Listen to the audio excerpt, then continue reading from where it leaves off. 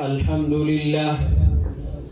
لله الذي أعلى مكانة الصحابة في مقام حضرته قدرا ورفع لهم في أرضه وسمائه حمدا وذكرا، والصلاة والسلام على عبده ورسوله تقصر الهمم عن وصفه نظما ونصرا، وعلى آله وأصحابه لا ينقضيان عدا وحسرا. أما بعد، فيا أيها الحفل الكريم، حديث اليوم عن خير جيل عرفته البشرية. إنهم الرجال الذين صدقوا ما عاهدوا الله عليه وما بدلوا تبديلا وما حادوا عن نهج الهدى والرشاد قيدا له. إنهم السابقون الذين تمثلوا هذا الدين في أكمل صورة وأبهى صفة، وطبقوا هدايته على نحو لا يتكرر أبدا.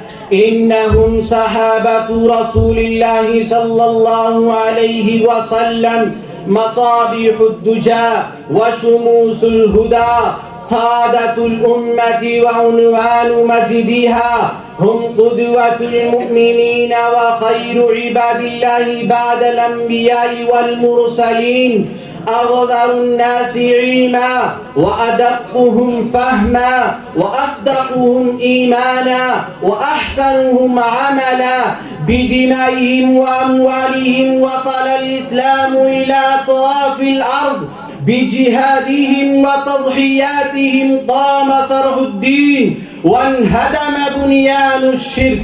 صحابة رسول الله صلى الله عليه وسلم ذلك الجيل القرآني الفريد الذي تخرج من مدرسة النبوة، وكان لهم قصب السبق في اتباع النبي صلى الله عليه وسلم في مؤازرته ونصرته، فاستحقوا الفضل والشرف، وأضحت محبتهم واجبة على كل مسلم، والانتقاص منهم وصبهم من كبائر الذنوب. وقال النبي صلى الله عليه وسلم: لا تسبوا أصحابي، شهد لهم ربهم بصلاح سرائرهم واستقامة ضمائرهم، فرضي عنهم وأرضاهم.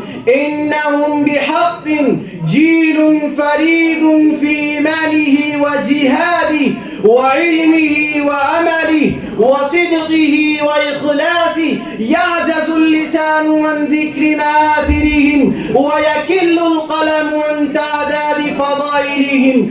أيها الأكارم، ما أعلاها من منزلة وما أشرفها من مكانة تبوأها الصحب الكرام ونالاها هؤلاء العدول الخيار، شرفهم الله برؤية نبيه عليه الصلاة والسلام واستماع حديثه ونصرته، هم أنصار الملة وأعوان الدين وحفاظ الشريعة وليوث الصدام وهداة الأنام، فكانوا خير صحب لخير نبي أثنى الله عليهم ثناء نثرا، ليس في القرآن فقط بل أثنى عليهم في التوراة والإنجيل. لقد مثلوا بالإنجيل بالزرع المنتشر القوي، فهم كالزرع فيهم نفع للناس واحتياج.